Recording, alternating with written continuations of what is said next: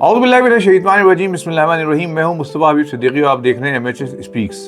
بھارت میں اردو زبان کی ایک شاندار اور طویل تاریخ ہے۔ یہ زبان دکن اور شمالی ہند میں پروان چڑھی اور کئی صدیوں تک رابطے کی زبان اور ثقافتی شناخت کا ایک اہم حصہ رہی۔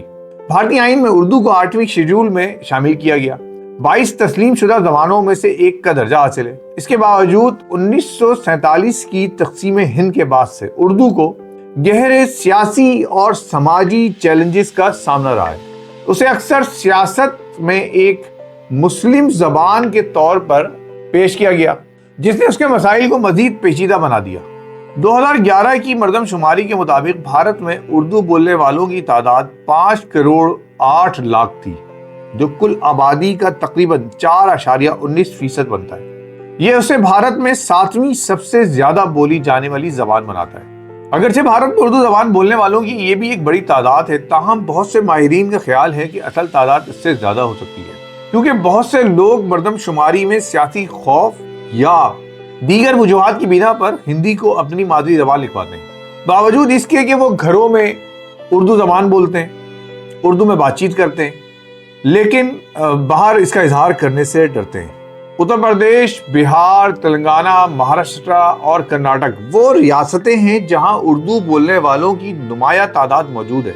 کچھ جنوبی ریاستوں جیسے تلنگانہ اور آندھرا پردیش میں مسلمانوں کی ایک بڑی تعداد اردو بولنے والی ہے، جبکہ کیرلا اور تمل ناڈو کے زیادہ تر مسلمان مقامی زبانیں جیسے ملیالم یا تمل بولتے ہیں۔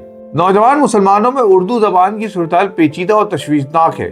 اس حوالے سے کوئی حالیہ یا جامع سرکاری سروے تو دستیاب نہیں ہے، تاہم مختلف بھارتی رپورٹس یا عالمی رپورٹس اور ماہرین کے مطابق بھارت میں اردو بولنے اور سمجھنے کا تناسب تقریباً 85% ہے، جو کہ بھارتی مسلمان روزمرہ کی عام اردو بول اور سمجھ سکتے ہیں، لیکن خالص یا ادبی اردو بولنے والوں کا تناسب کم ہو کر تقریباً 60% رہ گیا ہے۔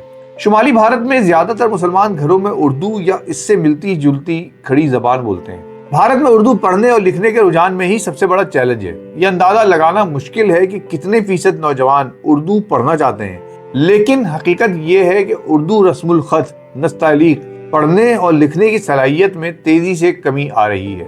اس کی اہم وجوہات میں اسکولوں میں اردو اساتذہ کی کمی، اردو میڈیم اسکولوں کا سکڑ جانا اور والدین کا یہ سمجھنا شامل ہے کہ انگریزی یا علاقائی زبانوں میں تعلیم سے ملازمت کے بہتر مواقع ملتے ہیں۔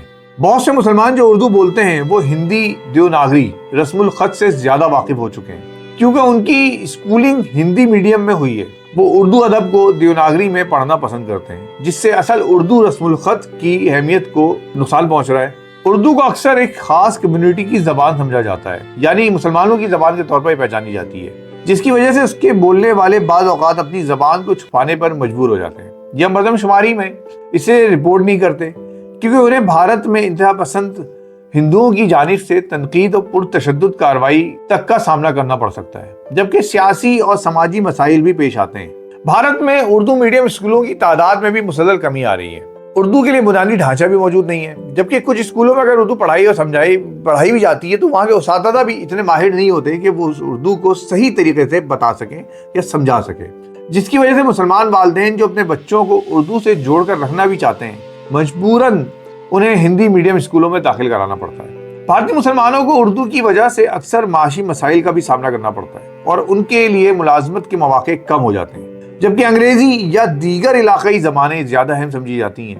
اگرچہ اردو کو سرکاری زبان کا درجہ تو حاصل ہے، جبکہ دہلی، یوپی، بہار، تلنگانہ میں تو اردو رائج بھی ہے، مگر عملی طور پر بھارت میں اس کے فروغ کے لیے کوئی خاطر خواہ اقدامات نہیں کیے جاتے۔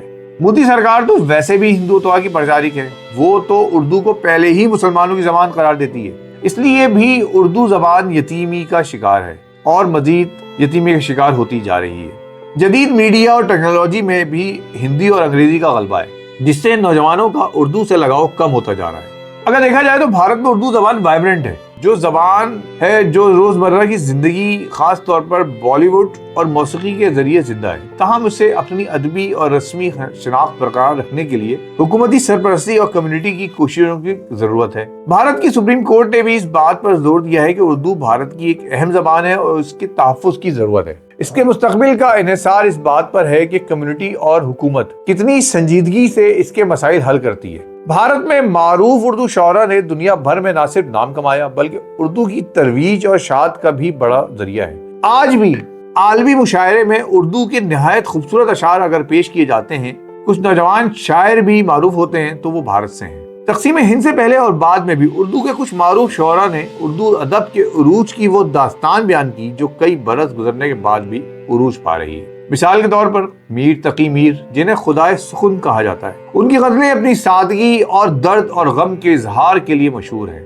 وہ کہتے ہیں، عجب اپنا حال ہوتا جو وصال یار ہوتا، کبھی جان لب پہ آتی کبھی انتظار ہوتا۔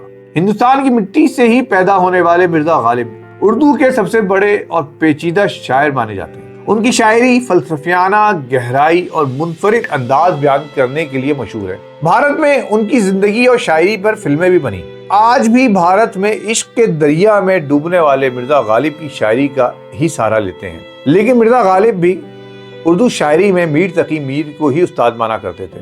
جیسے انہوں نے خود سے ہی کہا کہ ریختہ کہ تمہیں استاد نہیں ہو غالب، کہتے ہیں اگلے زمانے میں کوئی میر بھی تھا۔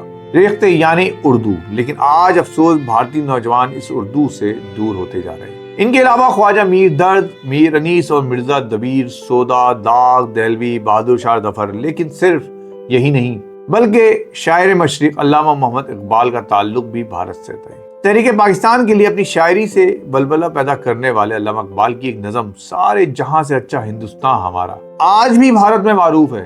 جگر مراد آبادی، فراق گورکھپوری، جوش ملی آبادی، فیض احمد فیض، احمد ندیم قاسمی کو آج بھی بھارت میں پذیرائی حاصل ہے، جبکہ ان میں سے چند پاکستانی شعراء ہیں۔ اگر آج کی بات کریں تو بھارت میں گلزار ہیں جو مشہور گیت نگار، شاعر اور فلم ڈائریکٹر ہیں، جنہیں جدید دور کے عظیم اردو شعراء میں شمار کیا جاتا ہے۔ جاوید اختر، راحت اندوری مرحوم، بشیر بدر، منور رانا، وسیم بریلوی وغیرہ، ان شعراء نے بھارت میں اردو کو زندہ رکھا اور آج بھی مشاعروں میں اردو ادب کو ہی پذیرائی ملتی ہے۔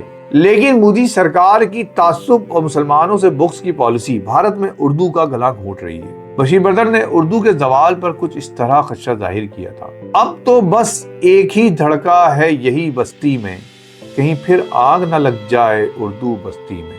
بھارت میں اردو زبان کا تحفظ صرف مسلمانوں کی ذمہ داری نہیں ہے بلکہ بھارت میں رہنے والے ہر شخص کی ذمہ داری ہے، کیونکہ یہ وہ زبان ہے جو کہ لوگوں کو جوڑتی ہے آپس میں۔ بھارت، بنگلہ دیش، پاکستان، سری لنکا، نیپال، اس پورے خطے کو، افغانستان، اس پورے خطے کو آپس میں جوڑنے والی زبان اردو زبان ہے، اور مودی سرکار اگر یہ بات سمجھ جائے تو شاید اس خطے میں امن قائم ہو جائے۔ لیکن افسوس کہ بھارتیوں پر ہے کہ ان کا لیڈر یا ان کا حکمراں مودی جیسی ذہنیت کا آدمی ہے، جو بہت ہی چھوٹی ذہنیت کا ہے اور جو صرف زبان کو بھی کسی قوم، کسی مذہب سے جوڑ دیتا ہے، جس کے نتیجے میں زبان زوال پذیر ہے۔ MHS اسپیکس کو سبسکرائب کیجئے گا، شیئر کیجئے گا اور کمنٹس میں اظہار کیجئے گا اردو زبان آپ کو کیسی لگتی ہے۔ بہت شکریہ، اللہ حافظ۔